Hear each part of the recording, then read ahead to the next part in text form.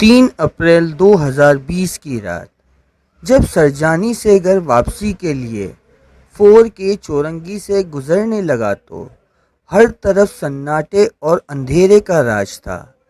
ایسے اندھیرے میں ایک دھیمی سی آواز آئی، بھائی مدد۔ میں نے یہ سوچ کر نظر انداز کیا کہ کوئی پیشہ ور گداگر ہوگا، لیکن دل میں خیال آیا کہ پیشہ ور ہوتا تو اندھیرے میں یوں اس وقت کھڑا نہ ہوتا۔ گاڑی روک کر واپس گیا، دیکھا اندھیرے میں ایک شخص منہ پر ہاتھ رکھے کھڑا ہے۔ جی بھائی، کیسی مدد چاہیے؟ اور یوں منہ چھپائے اندھیرے میں کیوں کھڑے ہو؟ ہاتھ تو ہٹائیے۔ میرے کہنے پر اس نے اپنے چہرے سے ہاتھ ہٹایا۔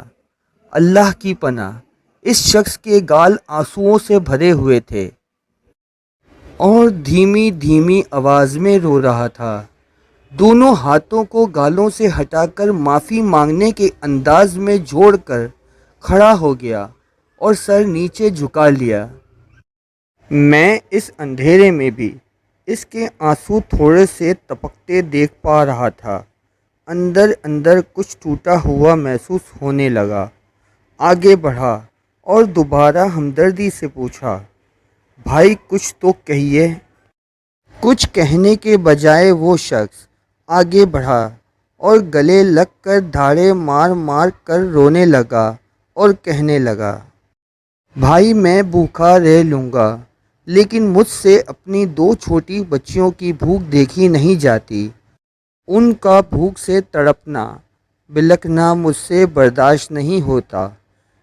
کل گھر سے میں کھانے کو ایک دانہ نہیں، اور میری بچیاں صبح سے بابا بھوک لگ رہی ہے، بابا بھوک لگ رہی ہے، بابا کھانے کو لاؤ کی فریاد کر رہی ہے۔ بھائی کبھی زندگی میں ایسا نہیں ہوا کہ میری بچیاں بھوکی سوئی ہو۔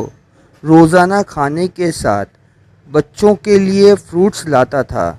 آج بچیاں کہتی ہے بابا بھلے ہمیں فروٹس نہ دو، ہم ضد نہیں کر رہے، پر کھانا تو دے دو۔ آپ تو بابا ہماری ہر بات مانتے تھے، اب ہم کھانا مانگ رہے ہیں تو کھانا کیوں نہیں دیتے؟ صاحب میں فقیر نہیں ہوں، لاک ڈاؤن کی وجہ سے حالات ایسے ہو گئے ہیں، کبھی کسی کے آگے ہاتھ نہیں پھیلایا۔ صاحب آپ گھر چل کر دیکھ لو، آٹے کا ایک ذرہ بھی نکلے تو جو چور کی سزا وہ میری سزا۔ آپ میرا شناختی کارڈ رکھ لو، جتنے فوٹو کھینچنے ہیں کھینچ لو، بس میری بچیوں کو چل کر اپنے ہاتھوں سے کھانا دے دو، میں اور میری بیوی بھوکے سو جائیں گے۔ یہ کہہ کر شخص پھوٹ پھوٹ کر دوبارہ رونے لگا۔ دل میں خیال آیا، میں بھی ایک بیٹی کا باپ ہوں، خدا نہ کرے کبھی میری بیٹی پر بھی ایسا وقت آئے۔ نہیں نہیں، خدا کی قسم، دل پھٹتا ہوا محسوس ہونے لگا، سارا جسم کانپ سا گیا، زبان جیسے بولنا بھول گئی۔ خاموشی سے اس شخص کو گاڑی میں بٹھایا اور اپنے گھر کی جانب چل پڑا۔ دوران سفر اس نے مجھے بتایا کہ اس کا نام صابر ہے، 13 سال سے گھروں پر کلر کا کام کرتے اور محنت مزدوری کر کے اپنا گزر بسر کرتا تھا، لیکن لاک ڈاؤن کی وجہ سے حالات خراب ہوئے، جان پہچان والوں سے مانگنے کی ہمت نہیں پڑی۔ گھر پہنچ کر میں نے راشن کے تھیلے گاڑی میں رکھے اور صابر کے گھر کی جانب روانہ ہو گیا۔ گھر کیا تھا؟ بس ایک کمرہ ہی تھا، وہی ڈرائنگ روم، وہی بیڈ روم، وہی کچن تھا۔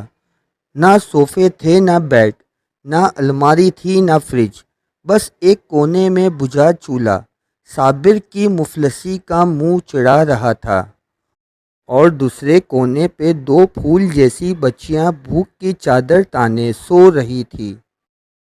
صابر کی بیگم نے بتایا کہ بھائی صاحب، جب بچیوں کا رونا برداشت نہ ہوا تو میں نے کھانسی کا شربت پلا کر سلا دیا۔ اندر روح تک جیسے کسی نے مجھے جھنجھوڑ کر رکھ دیا ہو۔